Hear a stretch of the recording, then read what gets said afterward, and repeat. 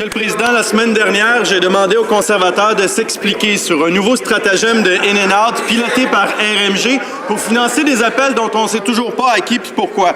J'ai obtenu en réponse une élucubration bizarroïde à propos des libéraux puis du Dakota du Nord.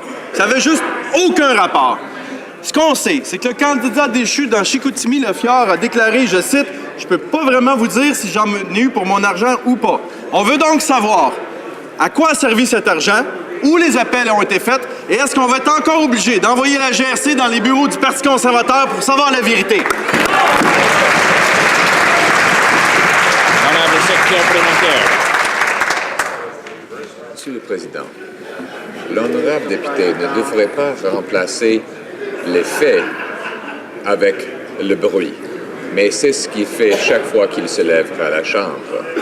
Le fait, c'est que le Parti libéral a dépensé des millions de dollars pour des centaines de milliers d'appels. Maintenant, c'est au Parti libéral d'expliquer ce qui s'est produit avec ces appels.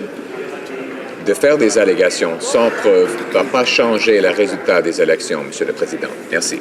Honorable député de Rosemont-la-Petite-Patrie. Merci, Monsieur le Président. Je me rappelle pas d'avoir posé une question sur le Parti libéral. Enfin, c'est drôle, ils ont nié le premier scandale du in-and-out jusqu'à temps qu'ils soient obligés de plaider coupables, puis ils ont payé l'amende maximale. Alors, ils devraient faire attention quand ils répondent.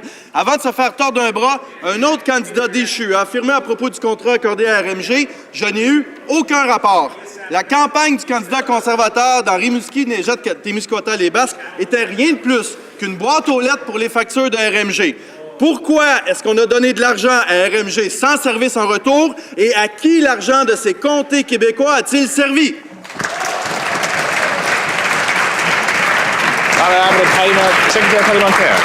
Monsieur le Président, ces allégations sans preuve et exagérées essaient de dévaloriser la participation historique des Canadiens dans les dernières élections.